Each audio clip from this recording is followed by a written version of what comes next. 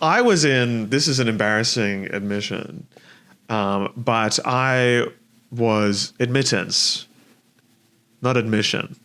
An embarrassing admission was me going to the University of Sydney for 1 year and dropping out.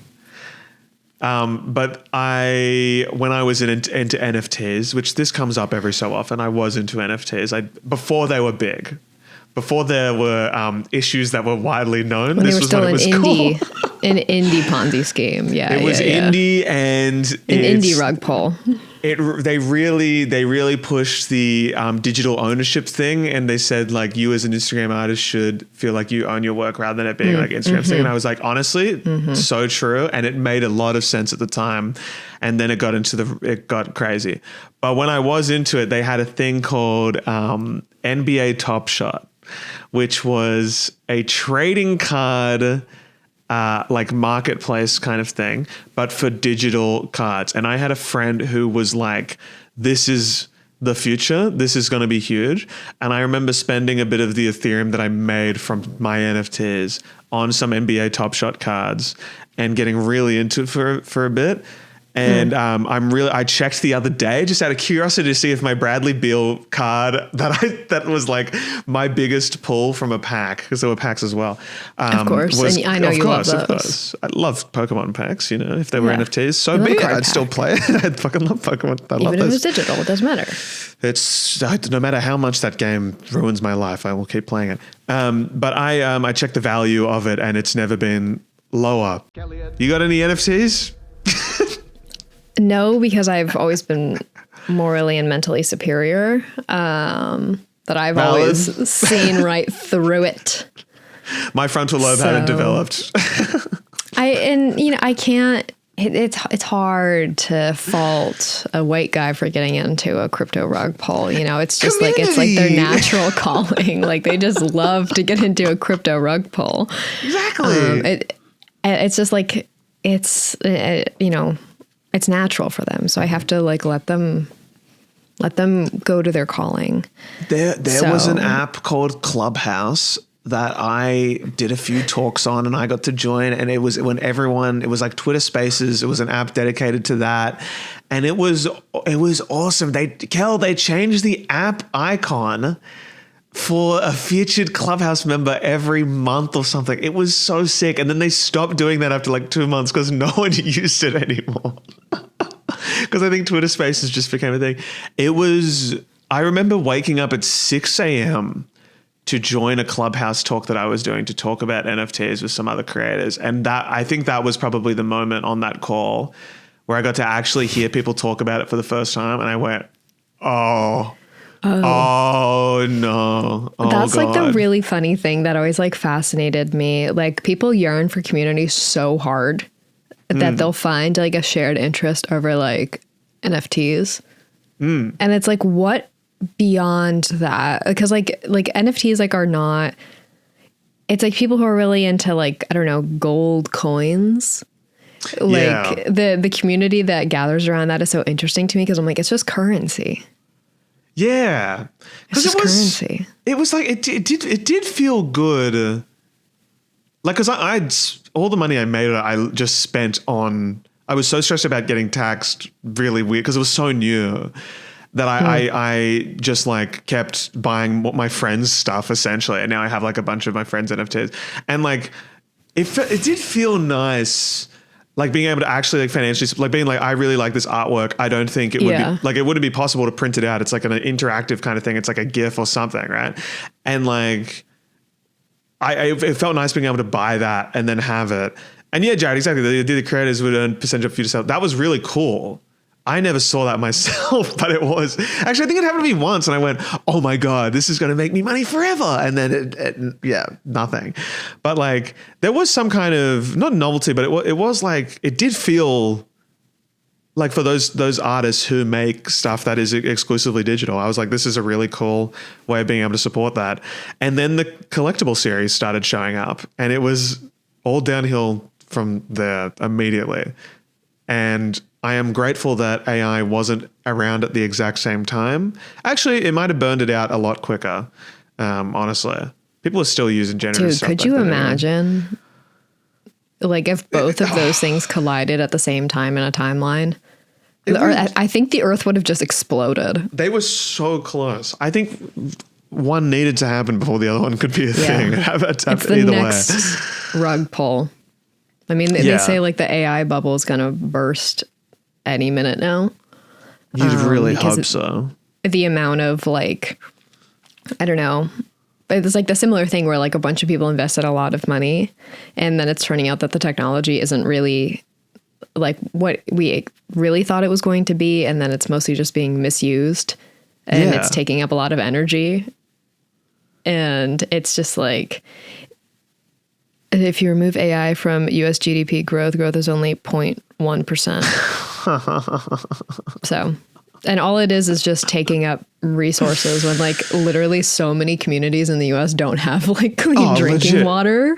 Yeah. And like, especially where like a lot of these data centers are being built, there's some that are by me.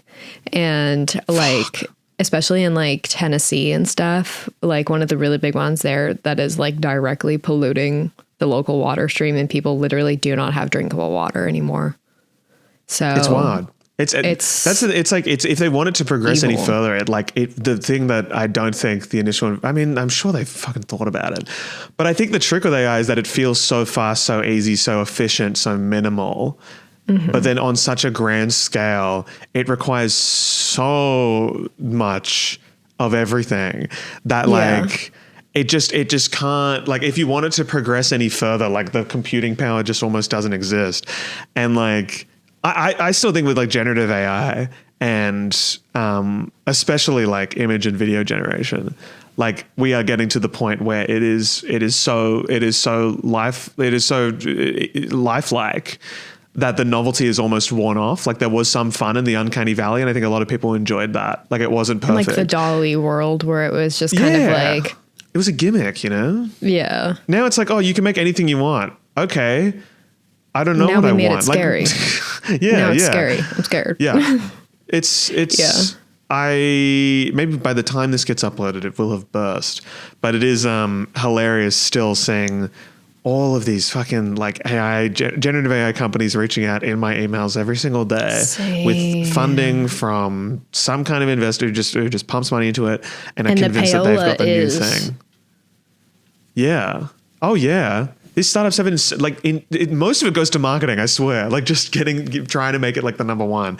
And well, they need everybody to believe in it, much like they did like with crypto.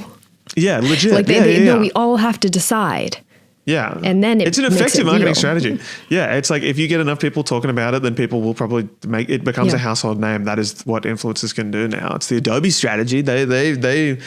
You will have all seen it. As soon as the week of Adobe Max happens, everyone just it's a blanket push of like, here's all the new features. Here is it.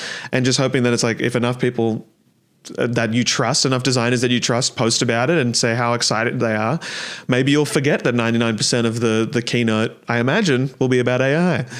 We haven't seen it yet. This is before that. Just want to get the timelines correct. But I can only imagine. So yeah, it's all, Kelliot is anti-AI. All right. Make sure you all know that. Unfortunately, our producer Jared exclusively uses AI for everything that we do. He's throwing his hands up in the air. We know, man.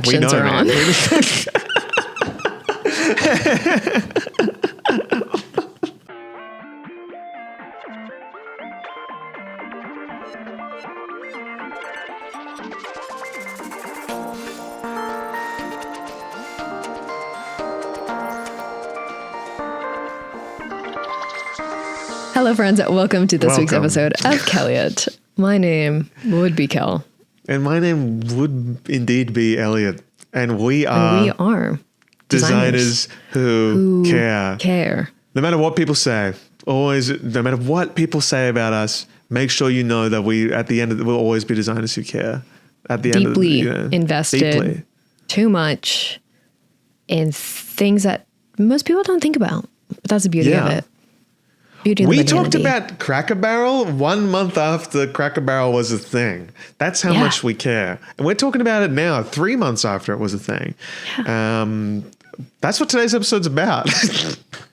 Barrels. I really hope there's some more Cracker Barrel news that have we're happened studying the shape of barrels today, guys, because apparently I don't know what a barrel looks like. Silly me. I was unaware a barrel had points on the side. I had no idea. That's so crazy. That's so crazy. It's wild. It's fine. I'm not mad about it. No. It's definitely, because the timeline of everything, not to keep bringing up the timeline, but it really does fuck with me, Kel. It does. The fact that we are recording in episode 6 or 7 and we've only uploaded episode 2. It's still the thing I'm getting used to. I love it. But it's like, wow, Cracker Barrel? It's like, heard of it? We talked about that 2 months ago. So it is fun. But something that is timeless, I would say, is what we're talking about today. Right, Kel? I'm very, very excited to talk about this. So, guys, obviously we have new branding. And because we are graphic designers, we want to talk about it. So we want to dedicate a whole episode to this, because when we conceptualized Kelliot, it was kind of like Elliot going, please, please, please, please, please, please, please, please, please, please. And given our constraints of, obviously we film in the same room together and definitely not at polar opposite times of the day. And this whole thing, kind of pulling that original branding together was kind of let's just see how this works. And we're both kind of people who are all over the place. And so when we started Kelliot, it was kind of let's just see where this goes. And maybe it'll turn into something. Mm-hmm. And it did. And so when we did our big kind of recollection of everything for our big comeback, if you will, we wanted to do new branding. Now, I did the last branding and it was fine. I don't love it. Great. It got the job done. You worked really well with the one photo we had together. Yes. Because we had 5 days in LA together and we had one photo out of all of that. That was worth using. Really, we weren't talking about doing a podcast at the time. Yeah. I know. Yeah. But all the other pictures we have together from that day are us fighting for our lives. Of you're jet lagged. I was just freaking out for no reason. And we had this whole talk that we were not ready for. No, it was. It wants me thinking back to it. And people clapped and cheered. They were really into it. Still to this day, I'm I got up there and I remember, I can watch back the first minute and I remember the moment where I got up there and I went, this will be just like doing an improv show. And then I said the first little bit and I went, oh no, it's very different. You actually have to know what you're talking about. Oh God. And then I started freaking out. Yeah. But we got it done. And if we were to do it again, it would be probably similar. Probably similar. Are we people to learn from the past? No. So with the one single photo that we had of each other, that's what we had to use for our cover art. So I used, and people ask me all the time, how I did the deep fried effect on should we cover. Pull it up? Show what we're talking about? Let's do it. Why do your legs look like they're 70 feet long? It's the thing with the Japanese denim. They really just make the legs look weirder than the 0.5 already. But it's not even because you look pretty standard. I think it was the 1 foot forward thing that I was doing there that really just played with the 0.5 just enough. Weirdly enough, the thing about me is that sometimes I photograph really tall.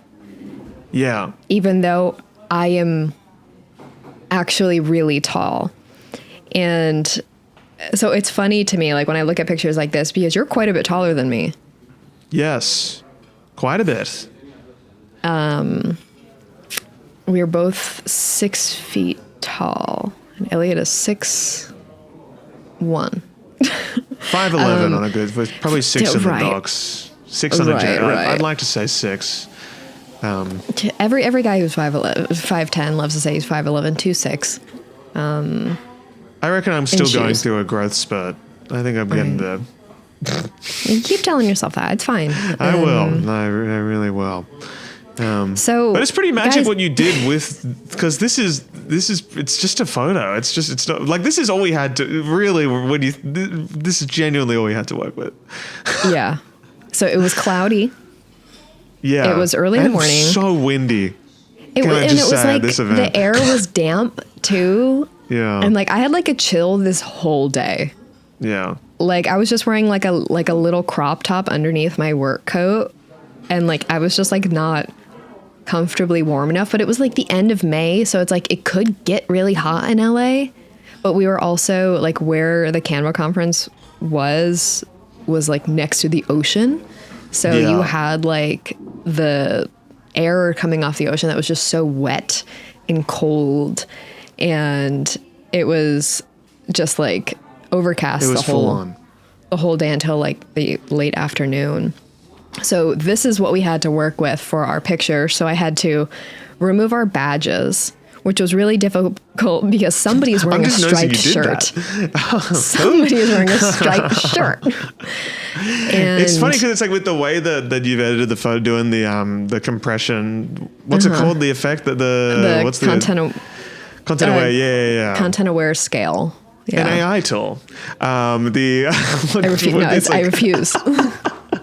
Machine learning. It's content aware. It's machine learning. It's using the existing content. It makes it's not generative. It's just compressing. It kind of looks like you've compressed the shirt to the point where the little badge has just been lost to it. But I'm now realizing you would have had to get rid of the lanyard. Yeah. Wow, I never appreciated this. I'm learning so much. I cut everything out. So like even like the collar of your shirt I cut out because as I was like compressing it, it got too messed up. And so I had to like section out like our heads and then like torsos and arms and then each of our legs and then individual shoes. And then I just like scaled them up and down and up and down and up and down and up and down until I got I was really going for like Crash Bandicoot type of like Tomb Raider, low poly type vibe. And I feel like that reads best on our shoes because they look insane. The shoes look sick. Yeah. So, that is the content aware scale tool in Photoshop. I have a lot of fun with it. It doesn't work on everything. Not everybody likes it, but I like it. And obviously we left our heads alone because we looked crazy. Was there one where you made our heads really big? I think there was. There was a version where I made our heads really big. I'm good for that. People say I've got a big head enough, and it's a thing. One size fits most kind of thing. And then I have just like one of my filter packs over top that is just kind of like a textured overlay that kind of pulls in more of like a vintage warming tone to it. And then it adds kind of just like a really light like print effect over top. But unfortunately, using that effect makes the files at least a gigabyte. I can't open this file right now. Or Kelliot will freeze. So that was like the old art, and that's just what we had to work with. So I like changed my pants to match your shirt. Yeah, and we like blue. Elliot and I both like blue. I think it works really well for both of our brands. So that was the vibe. And Elliot came up with designers who care. It's was perfect. That me? Yes. I wonder if I could find the old notes file where we had all the taglines, because there was I think I came up with that one. Then names. And then like Kelliot is just like, it's impossible to outdo that. Like there's truly no name that could like ever be better than that. I've got all of them here. It's quite only a short list. I think I must have read this out in like one of the early episodes. I also started watching episode 1 a bit today. And can I just say, we're getting used to it. But I also just want to say, I had the worst sty and I just was like, yeah, let's do it. Like it is so noticeable. It is like unbelievably. I'm surprised I never filmed an actual YouTube video with that sty, and I think it's because the sty wrecked my self-confidence. That was anyway. Now I just have blepharoptitis, dryness of the eyelid. Yeah, so long. So long. It would not go. It moved in. It was Jared before we had Jared. Exactly. And as Jared says in the chat, Stygate. It's so true. Yeah. So we've Sty got heads, rise up. Welcome back. We Know Graphic Design. That was the first one. We Are Good at Graphic Design. Definitely a graphic design podcast. Everything You Know About Grids is a Lie. Crazy, but absolutely love that. Expert Adjacent. I like that one as well. I think that's good. Designers Who Care. We Like Graphic Design. And then just something about NDAs was the final one, which I don't think, That's funny as I was hell. workshopping that one.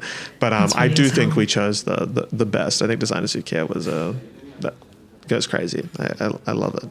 I agree. Yeah. The covers, I think is really clean as well, which I always really enjoyed, because I think we were trying to go against what most podcast covers are, which are quite, big face, big logo. And we were like, we'll keep it we'll keep it chill. And I think it worked really well. Worked with the borders and stuff too. It was fun. Simple, but it needed a change. We needed we'll probably I knew change it wasn't every year. forever. Yeah. So, then we bring in the new art, and if we just look at the new art next to the old, that works. Oh my God, wait, they can kind of go into each other. I know, it's cool. Yeah, So the new art, guys, this I am so utterly obsessed with, and I can't It's even so good. begin to explain how much I love this, how this makes me feel.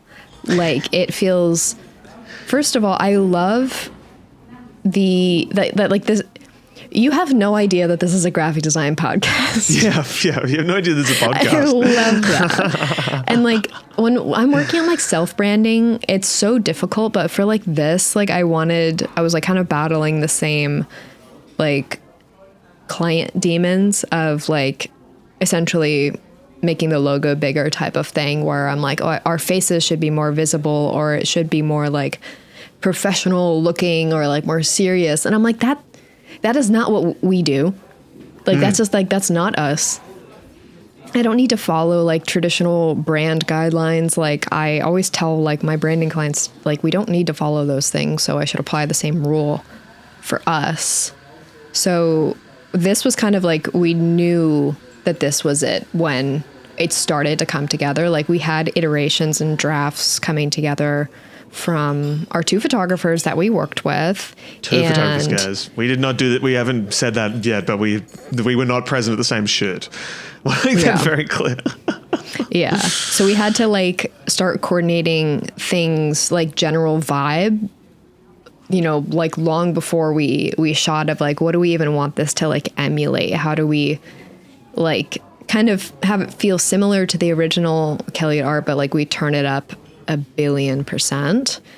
And so we'll show our mood board in a second, but this just I knew it when we saw it, and as soon as I was sending screenshots to Elliot, because I was just making compilation after compilation after compilation, and I had 100 screenshots of just different versions of all the photos that we shot individually, and kind of compiling them together. And I had some more maximalist ones where it was just a bunch of iterations of us doing these random poses.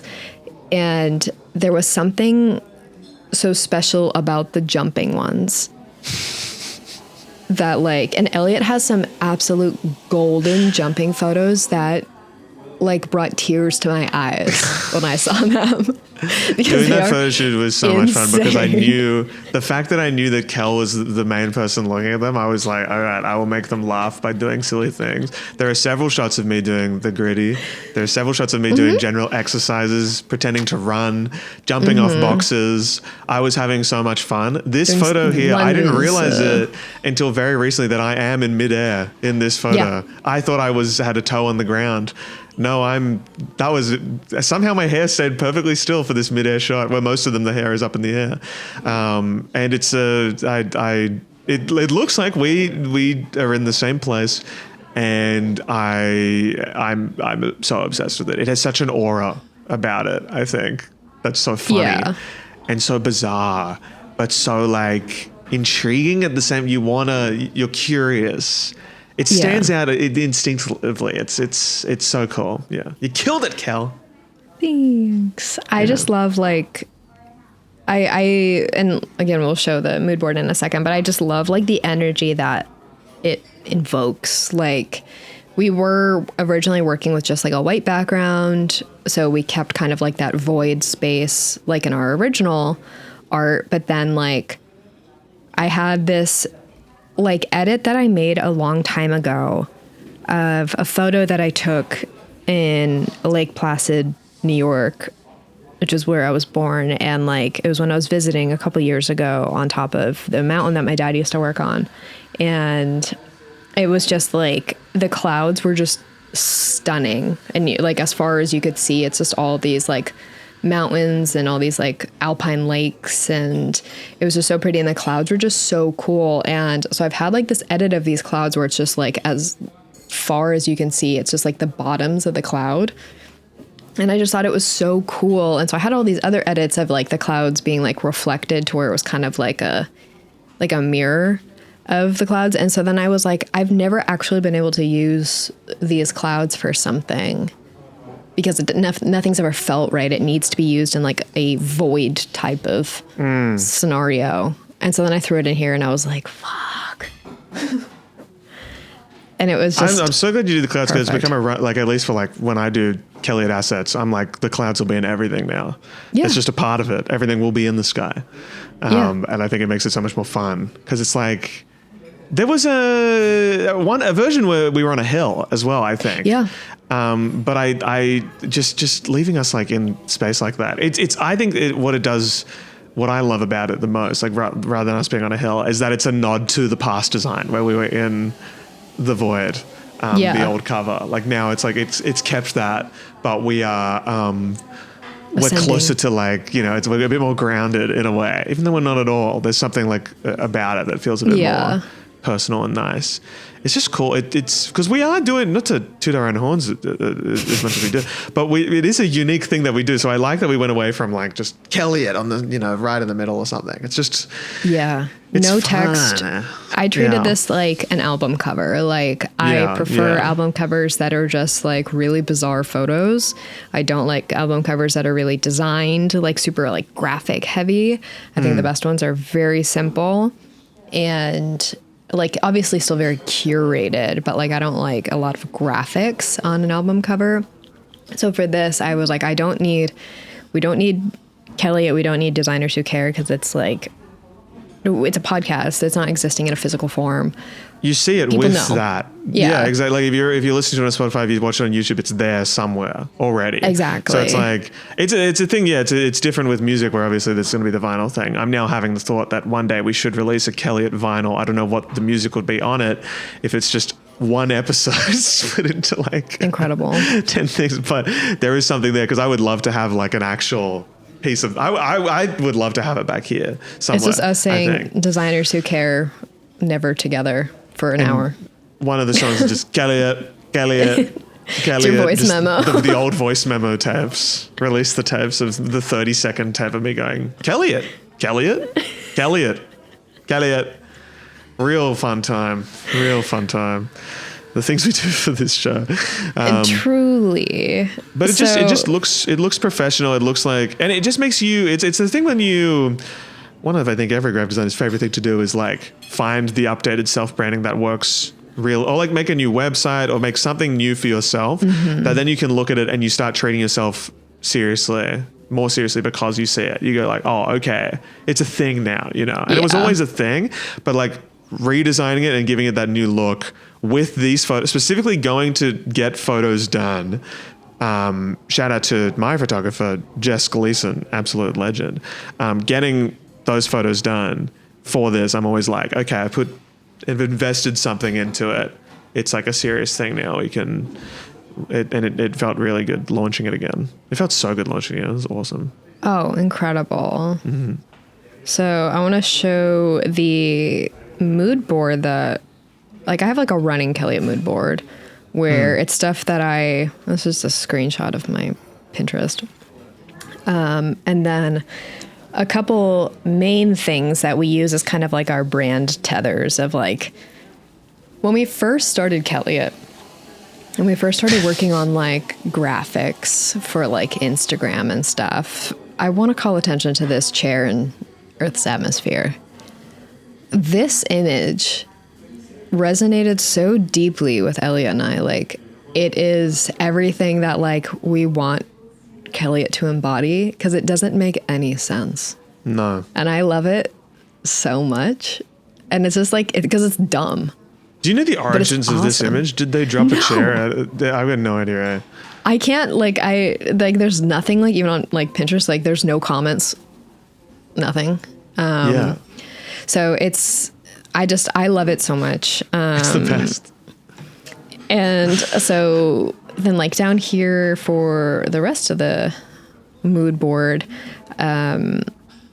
like, we were looking a lot at, like, just, like, studio shots of, like, these clean, like, I kind of liked these edits of, like, multiple photos in one type of thing. And that would work well for, like, our situation of, like, you know, I knew we were going to have to composite a bunch of things together. And then I started looking into things like, let me bring this, or I'll just make it big. Yay. So then I like was running into stuff like this, and I was like, I love the lighting here. I love the juxtaposition. I love that it's just like silly.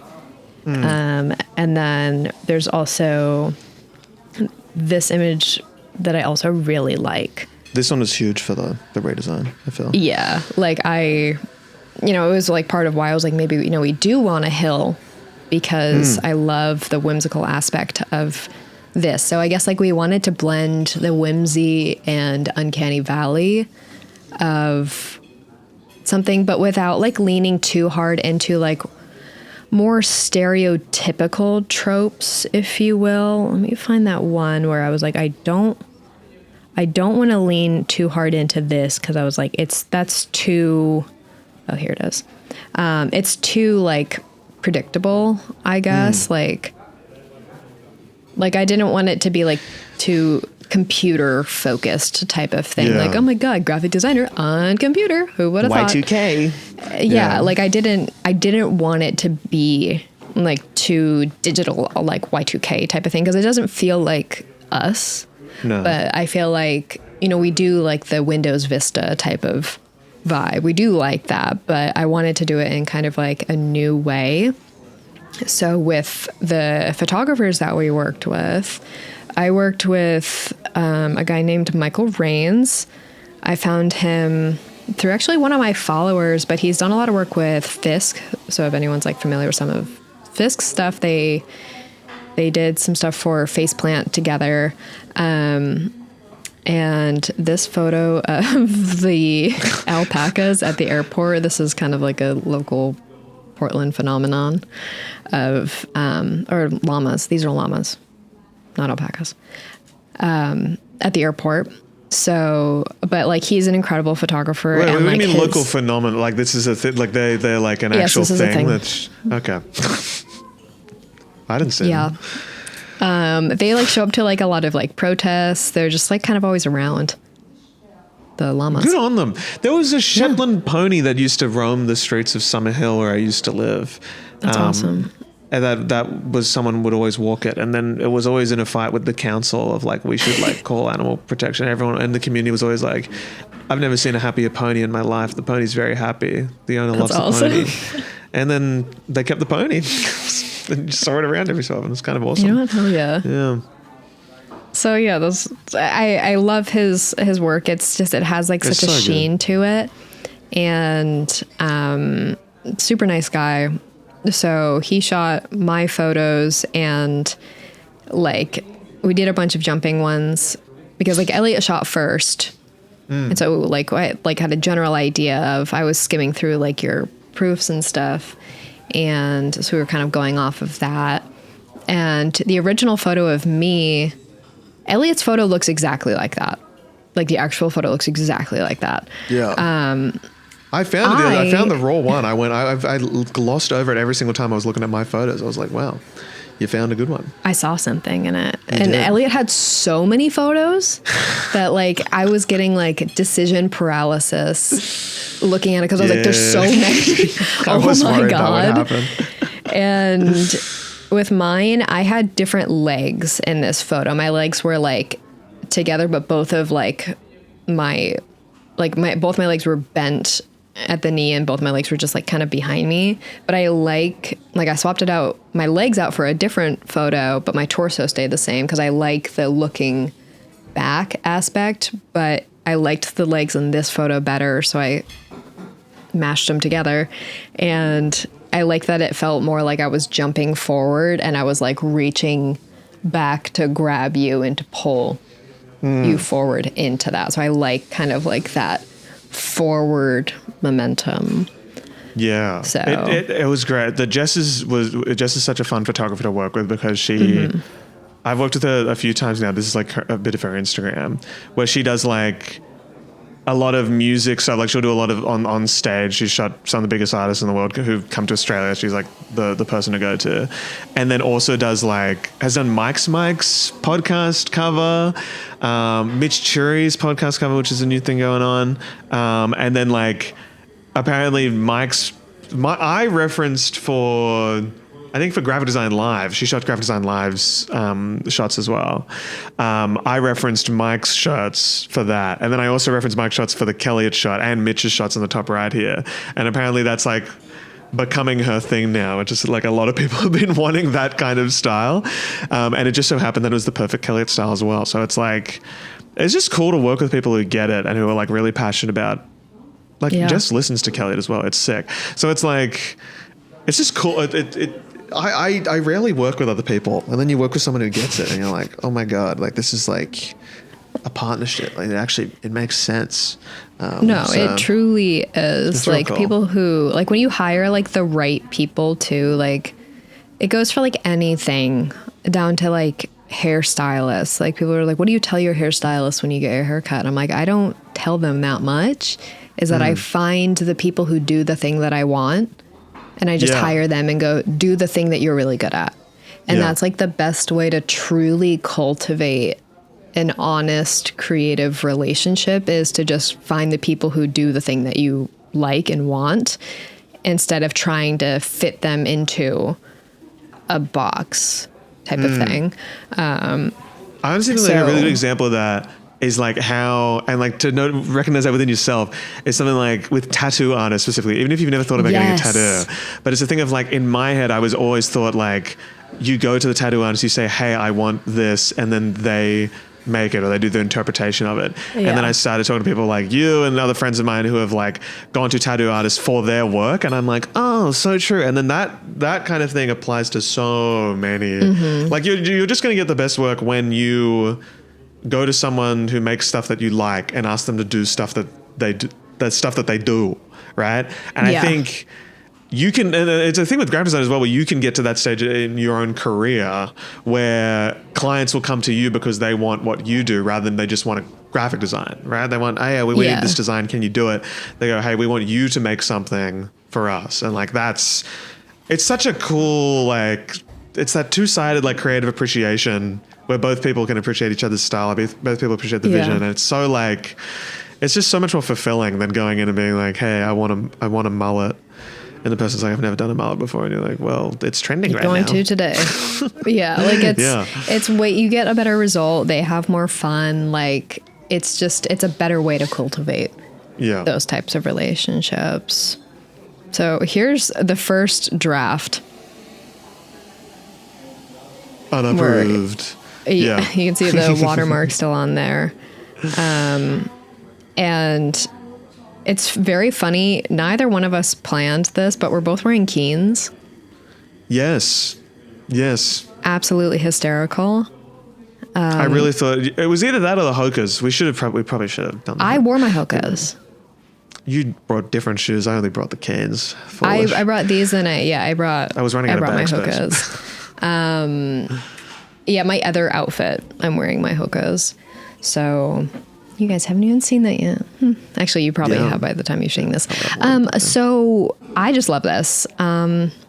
so much. And then this was the one other photo I liked the movement of this photo a lot. Like I don't know, like I liked just like the general energy of this. So I wanted I like that, like these people are moving and stuff. So infusing that with the chair, and then this was born. So good. So good. There's probably people who are like, that doesn't make any sense. That doesn't make any sense, but okay. It would. It makes it's the chair. It makes sense. Trust. It just makes. This is literally like this damn chair image is like. It's everything. Every time I lose my like, way with Kelliot, I come back to the chair. I go, oh, what should I design for this? I come back to the chair. I think the chair is the vision. Chair. Yeah. The chair is the vision. It tells all. It's like an oracle type of thing.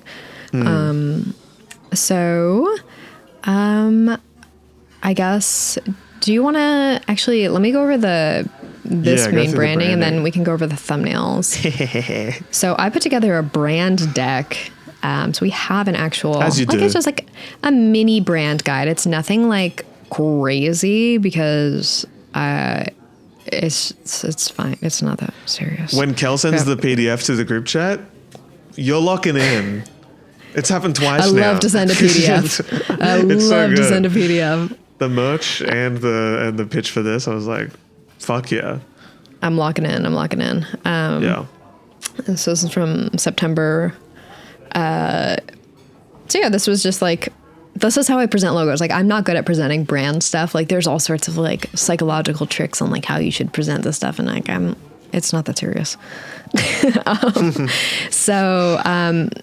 Yeah, the typeface that I used is good old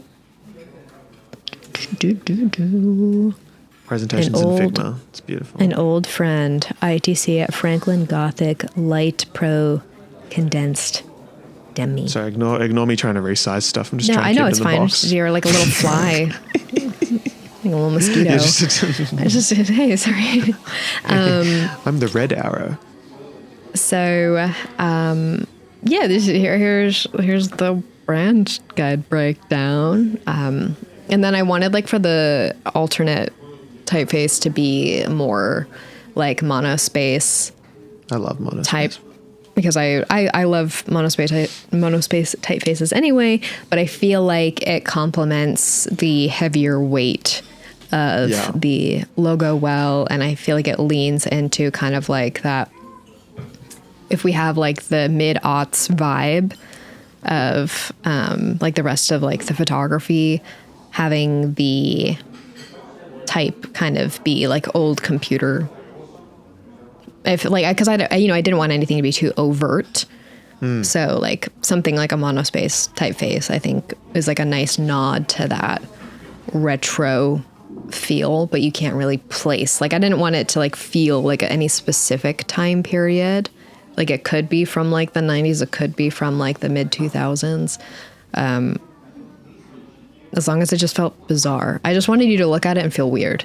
Okay. Yeah. So good question from Jared in the chat as well. I've always wanted to ask you this too. Yeah. The tittle of the eye. In the old Kelliot, we had a little star there, and now we've gone back to the humble circle. Humble circle, what was your vision there?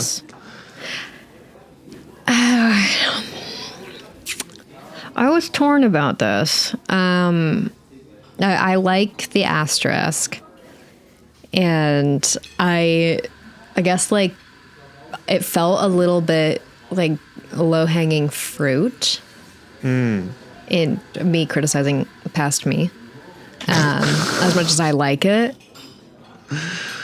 But again, in the old logo, it was an asterisk. I think for just Helvetica New Medium.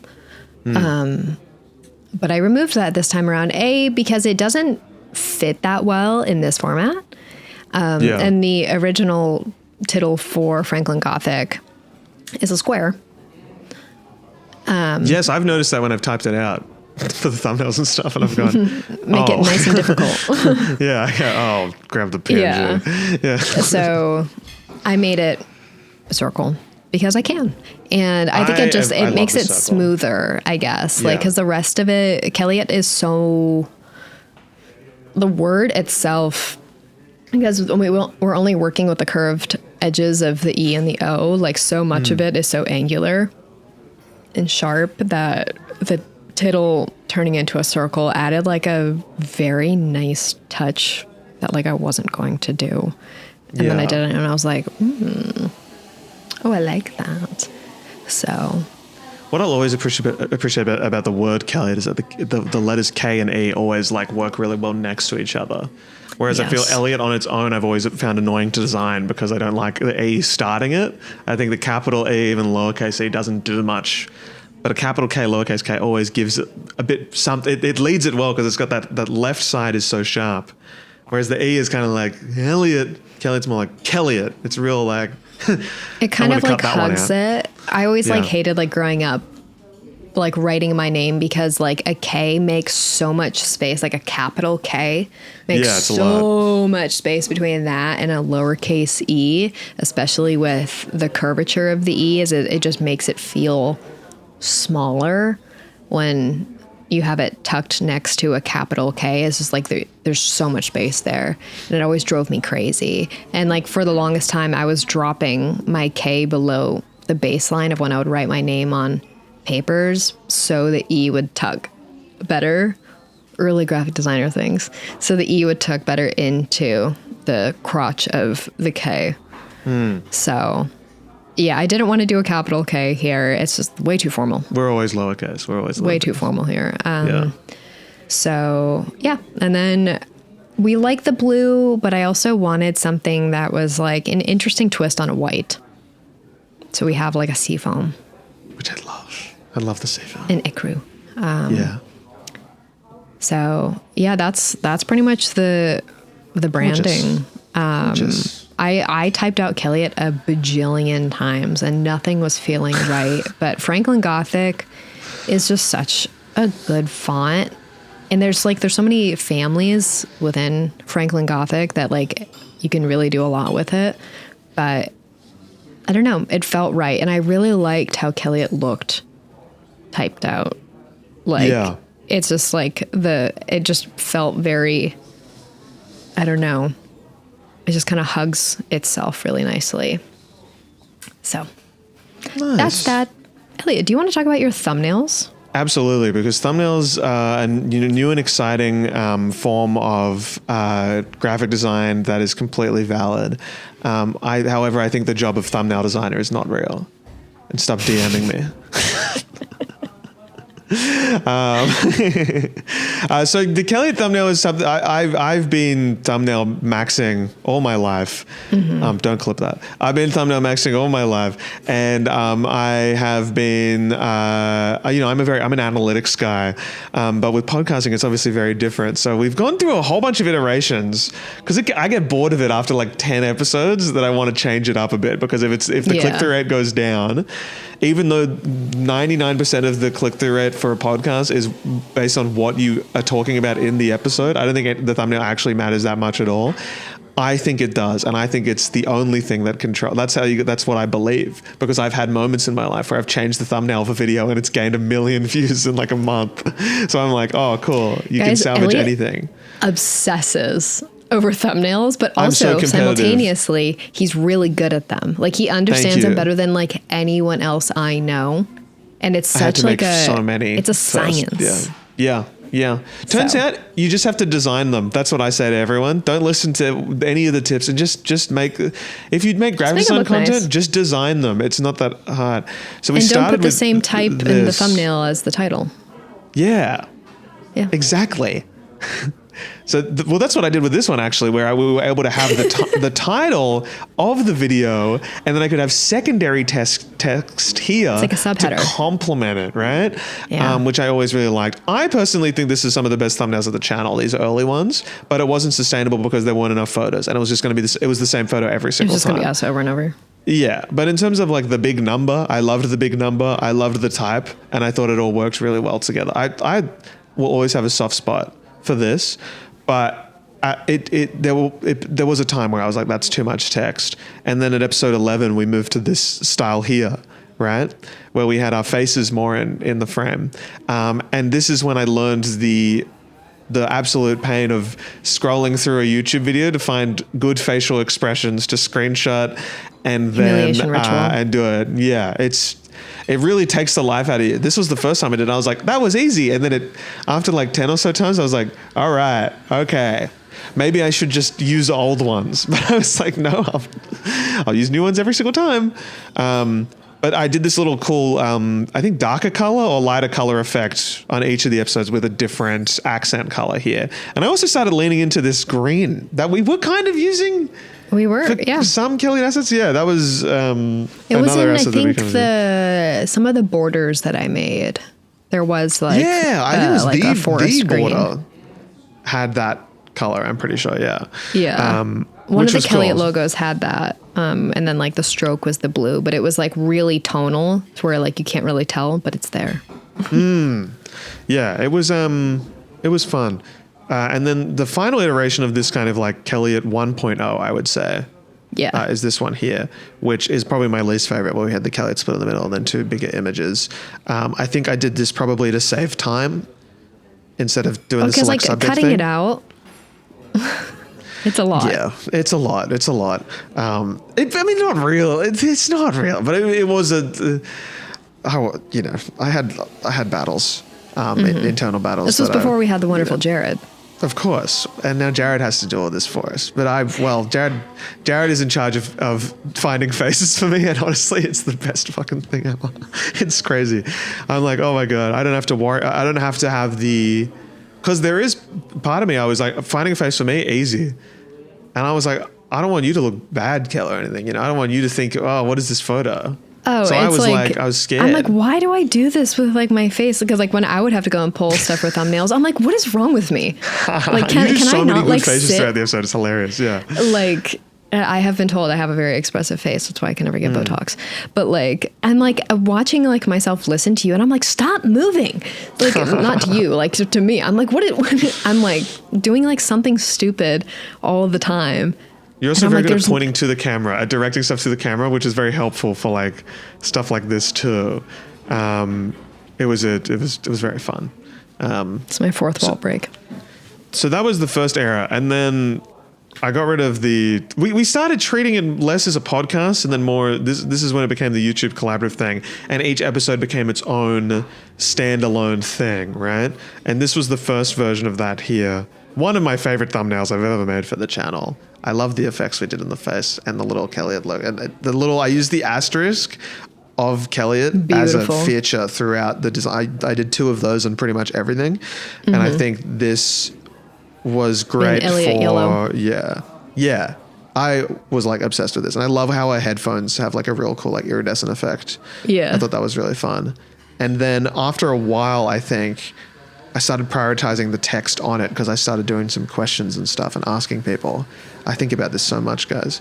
And then we had this one here, which is where it went for most of kelliot, which it had this like drop shadow effect on the text with the kind of like, I prioritized like legibility. I was like, I want people to see the big thing on the thumbnail and then they'll read the title to learn more, rather than reading the title and then learning more on the thumbnail as the original ones did, right?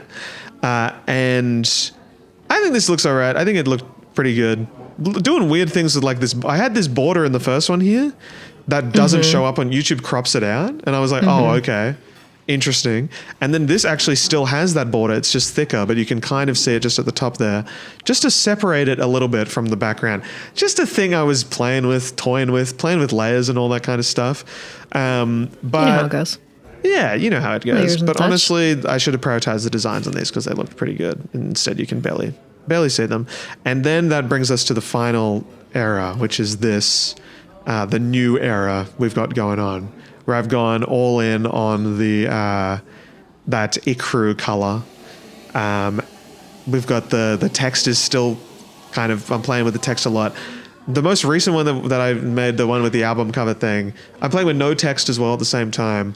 But we're always going to be in the sky like this, and it will feel more like, it'll feel consistent because we'll have the sky as the consistent background, but there'll be new content each time. And I think that's a good mix between the standalone episode thing of the later kelliots and the continuous podcast thing of the earlier Kelliots, and I think I've reached the perfect thumbnail potentially. And I absolutely blow out the lighting on each of our faces and saturation, everything whenever we do it, because I think it looks. And I clap and cheer. There is no better place to absolutely go crazy with saturation than the YouTube thumbnail, because you are fighting with. YouTube does a thing. Mr. Beast. Yeah, the YouTube Studio will do a thing where it tells you, do you want to see how your thumbnails stack up to everyone else's? And then it puts your thumbnail on a grid with a bunch of other people's thumbnails. And You've presented me with so much new information on the back end of how YouTube works. Like, it genuinely terrifies me. You gotta keep that I don't know any of this. Yeah, but you gotta be obsessed that also, with like, it. These features, like, I don't know, like, there's some things on the YouTube back end that are just like, oh. It's the weekly review feature that it gives you. And then, like, one of the slides on the YouTube feature is like, your click-through rate average was this much. How do you stand out against your peers? And then you're up against, like, every other graphic design YouTuber who also put in, like, so much, like, saturation and some big colors and shit. And you're like, maybe I don't stand out. Maybe I should change my thumbnail. Maybe I'm just like other girls. Elliot, you'll love this. This is for Jared. YouTube Studio thumbnail on my end did that, and it used your most recent solo video thumbnail. There we go. We're in. See, that's the thing. I imagine I'm appearing in other people's. I would hope so. I think I'm pretty good at thumbnails. I feel like I have got it sorted. It's really. I just have fun with them. They're really silly. I love going to the camera and then putting, like, colors behind me and shit. Anyway, but this is where the new era is going, and I'm really happy with it, because I think a lot about this shit, guys. It is it's one of those things where it's like most podcasts, most collaborative YouTube channels, whatever, they're not graphic designers, so they won't make the thumbnails. It'll usually be a dedicated team, but we have full control over it, every element of design on this, because we are designers. We should be, in fact. It's like part of our duty. So it's cool. It's cool that we get to put so much, like, attention into it. Like, it's what you see is our brands, essentially, like everything, which is cool. So yeah, it's been a fun little journey. I think we're in a good place. Oh, here we go. The Jared screenshot. Let me pull this up. I want to see. Yes. Good. That's me on the incredible. left. Damn, I don't even stand out amongst Kelliot. See, I look at that and I go, it's just because you go sicko mode with ours. I do go pretty sicko. I mean, that one with the one in the middle with the album arts is like I think that's the perfect YouTube thumbnail. I think that is like the perfect thumbnail. Legit. I think we did the A and B. I've swung back on the A, by the way. I'm winning the A and B percentage. It's 50-50. It changes every day. We're now 51 Elliot. But that is like, that's what they're all going to look like going forward. And I honestly think that's exactly what you want out of it. I mean, I'm kind of copying pondering Doopy Time and Ice Dancer. Yeah. Like two insane albums. There's another version of the thumbnail where I did designs that we made, and when you pixelate the designs that we made, they kind of just look like nothing. And I was like, well, mine's way too tonal for that. And mine's just like a white with like a little bit of graphics that completely get washed out. Yeah. So, yeah, it works, you know. It's we're having fun. I love thumbnails, guys. I'm kind of obsessed with them. You know what? I take back what I said about thumbnail designers not being a job. Maybe it really is a thing that we should have like a really passionate hobby, because it seems to be very fulfilling for you, like creatively. Like you love, like it does something for you emotionally. It does, because when it works, Kel, the joy of posting a video that doesn't do as well. The second Elliot construction video where I made second Elliot and I uploaded the first thumbnail and the click-through rate was like 2%. And I went, what the fuck? This is the best video I've ever made. Why is no one watching it? And then the next week I changed it at 3%. I went, okay, sure.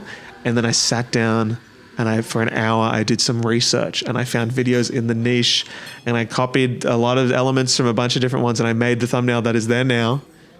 And just before I went to bed, I checked the click-through rate thing. It has a graph and it was like really low. And then it went up a little bit and then it was low. And just at the end, it does a little up-to-date on the minute to see how far that hour it's been. And just at the end, it went from 3% to 5.5%. Just like that. There was a tiny little spike. And I went to bed happy because I knew that it worked. And overnight, bang, the views kept coming. And I was like, all right, we fixed it. It's like, it sounds like there's no science or art to it, but like when you actually sit down and do the research and you figure out how to actually make one, it makes a lot, like you can point out a good thumbnail and a bad thumbnail once you know. Yeah. It just makes sense. Like a YouTube video, you kind of figure out what makes a good one when you make enough. So I could talk about it. I'd love. We've got him talking about thumbnails. We're going to be here all night. Phenomenal. I'm so glad there's someone who cares as much about thumbnails because it is important to how content performs, and it is an absolute and utter mystery to me. Truly. But forever grateful. And here we are, guys. Beautiful. The mothership. Hope you guys enjoyed being taken along for the ride. No other podcast has done this. No. Who else up pondering their void? Who else up tooting their own horn? It's the tooting your own horn hour this week. Well, with that being said, Kel, can we move? Shall we move on with the episode and get into our next segment in the news? Yes, let's do it. Because I have some news for you. inDaNews. It's like InDesign, everyone. It's like InDesign. Do you get it? Okay, Kel. In the news for today, I would like to bring very briefly to your attention a very exciting new development on Instagram that was teased here by the CEO of Instagram only 1 week ago. About 12 days ago, this was one of the quickest rollouts I've ever seen. They made this post. It was very confusing. And then later on, it was revealed that this was, in fact, a new thing called Rings, an award from Instagram that's all about celebrating those who aren't afraid to take creative chances and do it their way. A very exciting new feature. They now have awards for Instagram creators. The final step for Instagram to truly no longer be a social media and to be creator hell. This was announced on the 7th of October. And then just today, in fact, this morning, I had something else I wanted to talk about, and I wanted to talk about this instead because I saw it. Look at all these amazing judges. They've even got cause. They announced the winners. Oh, I just closed the tab. 1 second. This is silencing me. Yes. They announced the winners, Kel, this morning, 9 hours ago. Okay. Now, an important part of this is that I don't really know what they won, but yes, they won they got a gold ring for when they post so their that logo, stories. To me, is reading as rhinos. Yes, the main thing I wanted to talk about with this is the branding because it's kind of I was like, what, really? Was my main reaction when I saw this. So this is the main cover. It looks to me like this says Rhinos Volume 5. Personally. Yeah. So I was a bit confused when I saw this. Now, both of us are all for abstract type. Yes. But it gets to a point. I get the rings, but they Instagram have a very weird style guide. They sent it to me once. Like they sent a book to me that explained their style guide. I've never been a fan of it. It's kind of just all over the place, and they've really tried to run with this font thing. And this is new. I've never seen this before, this like secondary kind of like paint stroke thing.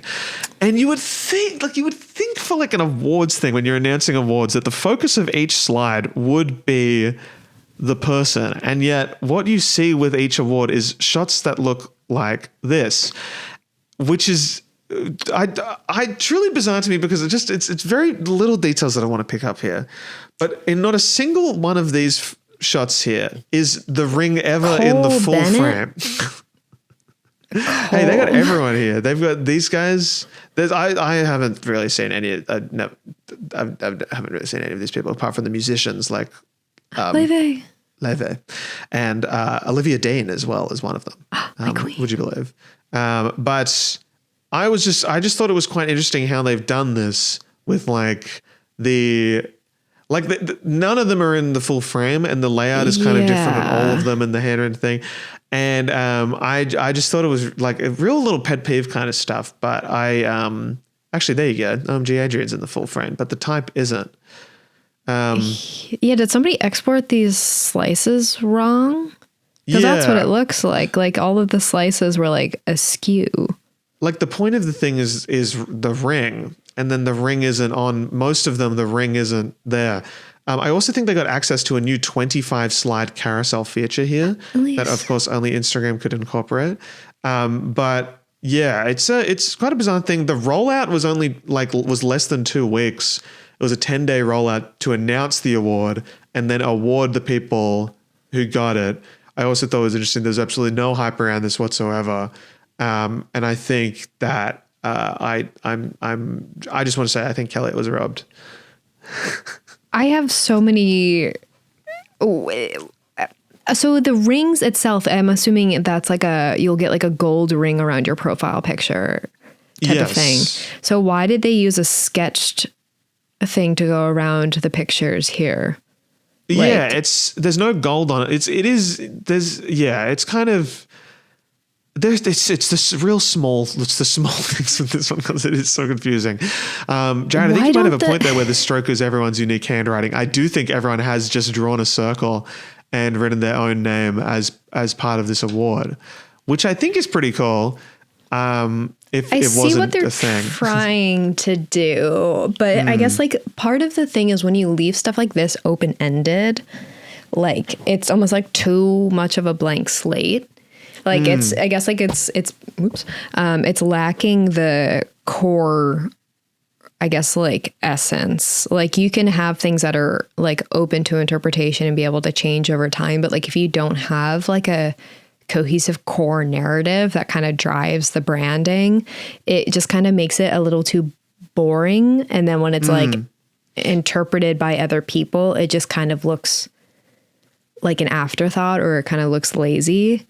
Like the handwriting type of thing. Like you want it to seem kind of like, oh, it's unique for every single person because Rory's handwriting is unique. But it's like, it kind of looks like when you use like, you know, like the pen in, like when you go to like edit a photo. Yeah. And like, it's like, that's what that looks like to me. Yeah. But I also, why don't the pictures like, I like when in a slideshow or like in a carousel, like the picture carries into the next one. So as you slide it, exactly. I thought that was the whole point. Yeah, like it's like they should all be like the same. You should put them all side by side, and it's one really long banner, and then they could upload that as like one using the new aspect ratio or something like that they've got. But instead, they're all like completely separate from each other. No. So do you not know how to use slices in Photoshop? Honestly. It's very curious. I think this is the first ever time they've ever done this as well, and they've uploaded a carousel to announce it after announcing that the judges would be people like Spike Lee, and they had no like video there was no like there's nothing. It just kind of like there's all these judges, these really big names. And there's going to be an award thing. I thought people were going to be able to submit their names, that there was going to be more community stuff like that. And instead they just revealed, I imagine they decided these before they even announced the rings thing. It's bizarre. Truly one of the most bizarre things they've done when they could be fixing so much more. But another classic Instagram move. Anyway. This is fascinating to me. I didn't get to nominate myself. I nominated myself for the Road Creator Awards. But they told me to. Right. So that's a bit different. But anyway, that's this week's inDaNews. I can't even comment on the post because comments are being limited. It's like InDesign, everyone. It's like InDesign. Do you get it? I can't wait for that to not make any waves in any capacity. Yeah, legit. I can't wait for that to not happen next year. You're going to slowly phase it out quietly. Legit. All right, shall we do our Kelliot Said So for this week? Let's do it. Our Kelliot Said So submission this week goes to Heath Creates, who has been featured before. I've definitely seen Heath's stuff. I think it was this, there was a Des Moines Art Festival design, if you remember that from our big kelliotsaidso thing in a similar Yes. style to this in a big episode. Yeah, iconic. And this follows a similar. We are now seeing with 2 submissions, we can now see a style developing, and I think that's really beautiful. I just want to say, Heath, I love the colors that you work with, and I think that the organic shapes go crazy. This is very nice. I love this. It's got a little thing on the back as well, which is Oh, sick. that's so cute. Isn't it lovely? What a cute little mark. Fantastic. On the hat too. What the hell? Okay, Heath. Very cool. Love that. Oh, the H Go is Heath. it's in the type heart. It's the Little H. guy. That's Little it. guy. That's very sick. I That is love very sick. that. Very nice work. Wow. And I Great think work, what Heath. Heath has done here as well, which is something that you all can do too, is if there's a design of yours that you specifically like, you can edit that post, incorporate the hashtag kelliotsaidso here. So it will pop up on the hashtag and we can talk about it potentially as well. If you'd like to do some everyone gets to do that once. That's what I'll say. I like that we're going to keep changing the rules of what qualifies for kelliotsaidso, so people never really know what the actual rules are. No. They just know we're lurking. We'll never write them down. It's just a thing. Kelliot said so you have to do it. That's part of it. So well done, Heath. You are the kelliotsaidso submission for this week. Bravo. And you did. You did. And That's you what we're did. trying to do, right? Yeah. I don't know. That was someone's suggestion kelliotsaidso, and you did. on one of our videos. They said, you should say, and you did. And I'm like, and you did. And you did it. I really like that. Let's keep doing I that. like that it's like a little passive aggressive. And you did. And you did. Well done. And you did. Stunning. Cool. Stunning. Let's do our song All right. of the week. Oh gosh. Oh, I have to decide on what I want my song of the week Well, then to I'll go be. straight into it. Okay. I'll go straight into it. My song of the week this week, everyone, and I have had we haven't filmed. We didn't film last week, so we've had a fortnight to think about this one because then so much music has come out. I've talking about. I watched K-pop Demon Hunters for the first time, and there are so many good songs in that. There was a new Fuckers song that came out that goes crazy. There was a new Last Dinner Party song that came out that I really like. There was a whole band called Single Gun Theory that I've never heard of before, an Aussie band that is like dream poppy, and I've been listening to that literally the whole week. But this morning, a new album was released, and I simply must incorporate this as my song of the week. It's going to be Wholesale Anthem by Headache and Vegan, which if anyone knows Headache, this is the second album they've ever released, and the whole album is just some really cool sounding music with some guy who calls himself Headache talking over the entire thing in absolute ramblings of stuff that make no sense and sound insane. But it's so, there's something about it that is so like peaceful and like lovely that it made my day this morning. It woke me up after my tired gym class and I felt rejuvenated. And that is listen to the whole album, but this is my song of the week. Stunning. I will have to check it out. I guess my song of the week is another song by the band After, who I've liked before they became like big on TikTok. My song is Outbound. I love it so much. It's very dreamy. It really feels like the Kelliot cover art to me. Yeah. So I love it. Very dreamy, very dreamy, very like, I don't know, like rom-com, early 2000s rom-com credit song. Yeah. I love that kind of stuff.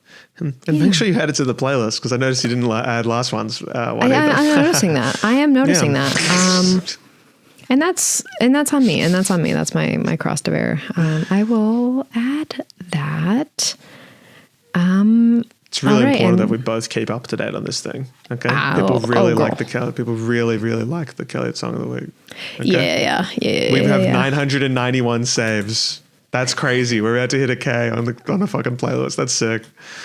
That's nuts. Can't believe you guys care about the nonsense. The one song we nominate. Exactly the one song. Bless. Okay, and then the font of the week for me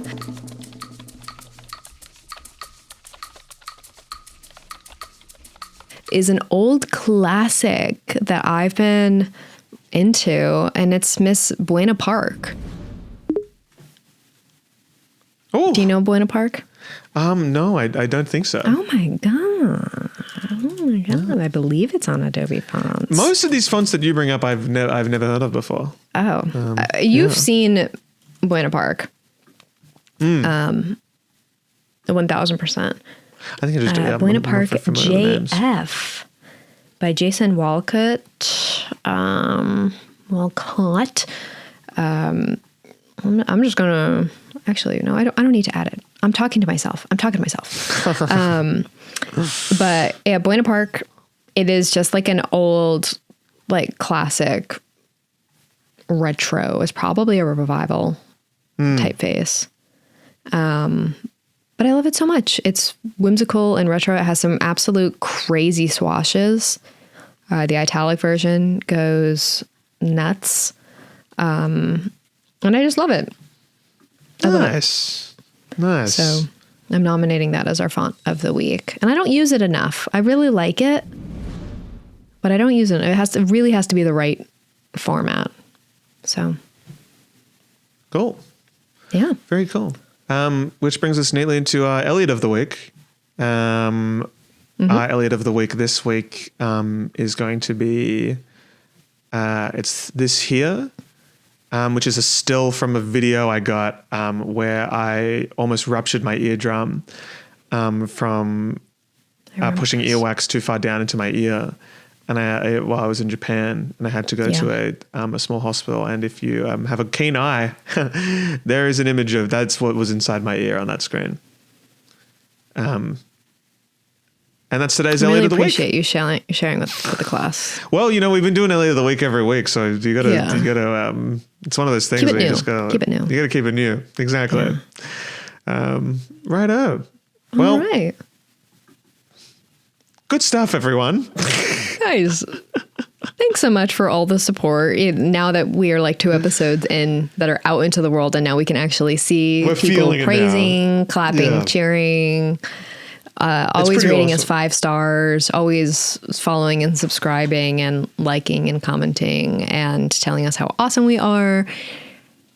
It's really nice. So I appreciate everyone who came back with such enthusiasm, truly. Yeah. So it's been really sweet seeing, like, I don't know, it's so fun. I'm kelliot pilled again. Truly. Because we've been doing so much for so long without like anyone knowing, and it's just like blue balling for months, and then like nobody gets to see it. It's like the anticipation, like at this point in time, with only 2 episodes uploaded and like 5 more recorded, the ones that we are at this point in time, the ones that we are waiting on being uploaded are like the run that we are about to. It's crazy. It's insane, and it is so nice to like see that the reception already in episodes where I would say, looking back, we were just warming up a little bit. Still, we're really getting to the swing of it in these ones. They were great, but I think these next ones are really good. So it's like it's just cool. It's real cool. I'm excited. And now that to see you guys where are seeing this, you've already seen the crazy episodes. Yeah. That's the funny thing. Yeah.